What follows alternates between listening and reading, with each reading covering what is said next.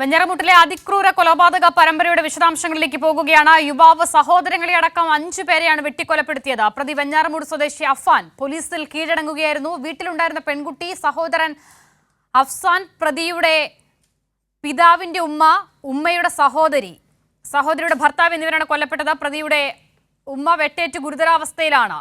സുലേഖ ചേരുകയാണ്. സുലേഖ, കൊലപാതകത്തിലേക്ക് നയിച്ച കാരണം ഉൾപ്പെടെ മരണസംഖ്യ ഉയരുന്നുണ്ട്. ഏറ്റവും ഒടുവിൽ ലഭിക്കുന്ന വിവരങ്ങൾ എങ്ങനെ?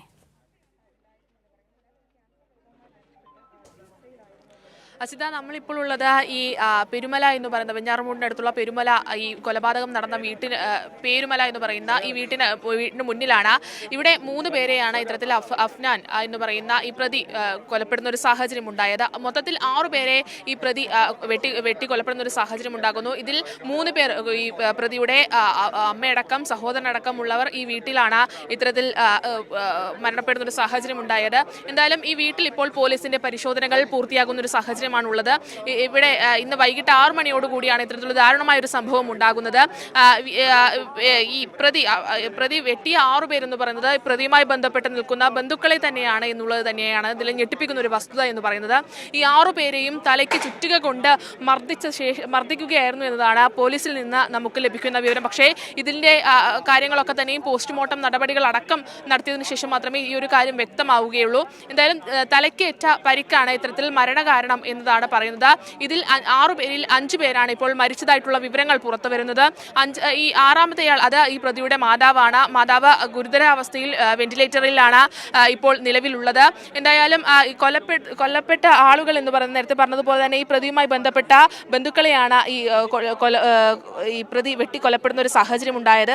ആദ്യം പാങ്ങോട്ടുള്ള ഈ പ്രതിയുടെ പിതാവിന്റെ ഉമ്മയെ കൊലപ്പെടുത്തുന്നു. അതും നേരത്തെ പറഞ്ഞതുപോലെ തന്നെ തലയ്ക്ക് ചുറ്റിക കൊണ്ട് അടിച്ച ശേഷമാണ് ഇത്തരത്തിൽ കൊലപ്പെടുന്ന ഒരു സാഹചര്യം ഉണ്ടായത്. ഈ ഉമ്മയെ ഈ ബാത്റൂമിനകത്ത് മരിച്ച നിലയിൽ കണ്ടെത്തുകയായിരുന്നു. പിന്നീട് ഇവിടെ നിന്ന് പനവൂര് SN പുരത്തിന് സമീപത്ത് പോകുന്നു. ഈ നിലവിൽ നമുക്ക് ലഭിക്കുന്ന വിവരം അനുസരിച്ച് ഈ പ്രതിയുടെ ബാപ്പയുടെ സഹോദരി ഭർത്താവിനെയും കൊലപ്പെടുത്തുന്നു. അതിനുശേഷം ഈ വീട്ടിലേക്ക് എത്തുന്നു. ഈ വീട്ടിലേക്ക് എത്തിയതിനു ശേഷം സഹോദരനെയും അതിനൊപ്പം തന്നെ ഈ വീട്ടിനകത്തുണ്ടായിരുന്ന ഈ പ്രതിയുടെ സുഹൃത്തായ ഒരു പെൺകുട്ടി, ഈ പെൺകുട്ടി ആരാണ് എന്നുള്ള കാര്യത്തിൽ ഇപ്പോഴും വ്യക്തത വരുത്തേണ്ടതുണ്ട്.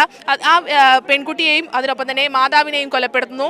ഈ കൊലപ്പെടുത്തിയതിനു ശേഷം ഈ പ്രതി തന്നെ ഈ പോലീസ് സ്റ്റേഷനിലേക്ക് എത്തി പോലീസിനോട് ഇത്തരത്തിലുള്ള ഒരു കാര്യം, താൻ ഈ 6 പേരെ കൊലപ്പെടുത്തിയിട്ടുണ്ട് എന്നുള്ളൊരു കാര്യം പോലീസിനോട് പ്രതി തന്നെ വ്യക്തമാക്കുന്ന ഒരു കാര്യം ഉണ്ടാകുന്നു. എന്തായാലും നമുക്ക് നാട്ടുകാരോട് തന്നെ ഈ പ്രതികൾ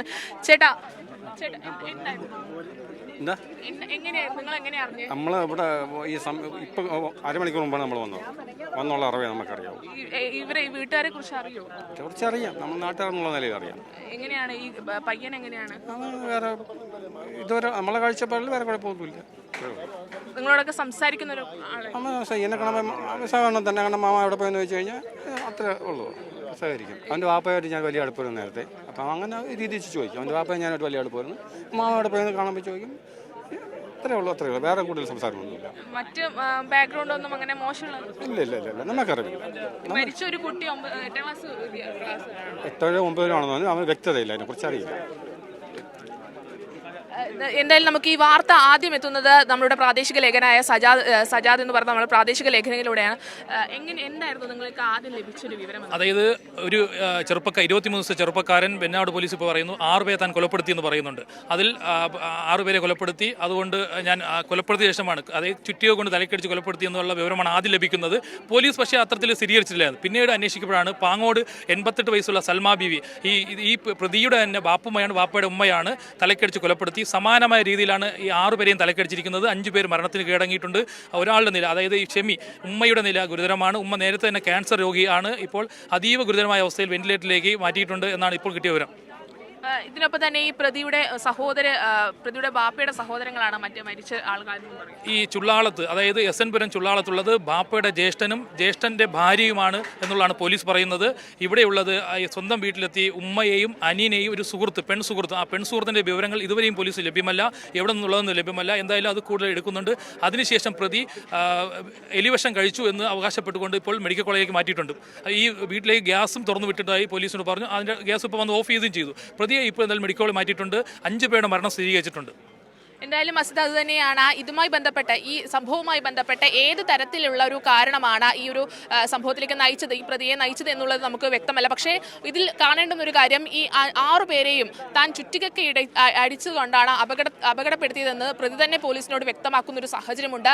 ഏതെങ്കിലും തരത്തിലുള്ള മറ്റു കാര്യങ്ങളിലേക്ക് ഇത് കടക്കുമോ, അല്ലെങ്കിൽ ഏതെങ്കിലും വിധത്തിലുള്ള സാമ്പത്തികമായ കാര്യങ്ങൾ ഈ കുടുംബത്തിനുണ്ടായിരുന്നോ എന്നതടക്കമുള്ള കാര്യങ്ങളിൽ വ്യക്തത വരുത്തേണ്ടതുണ്ട് എന്നുള്ളത് തന്നെയാണ് വളരെ ഞെട്ടിപ്പിക്കുന്ന ഒരു സംഭവം തന്നെയാണ് ഇന്ന് വൈകിട്ട് ഈ തിരുവനന്തപുരം വെഞ്ഞാറമൂട് നിന്നും വരുന്ന വാർത്ത എന്ന് പറയുന്നത്. ഇത്തരത്തിൽ 6 പേരെ താൻ വെട്ടി കൊലപ്പെടുത്തി എന്നുള്ളൊരു വിവരവുമായാണ് ഈ പോലീസ് സ്റ്റേഷനിലേക്ക് ഈ പ്രതി എത്തുന്നത്. 23 വയസ്സ് മാത്രമുള്ള ഒരു 23 വയസ്സുകാരൻ വയസ്സുള്ള ഒരു ആളാണ്.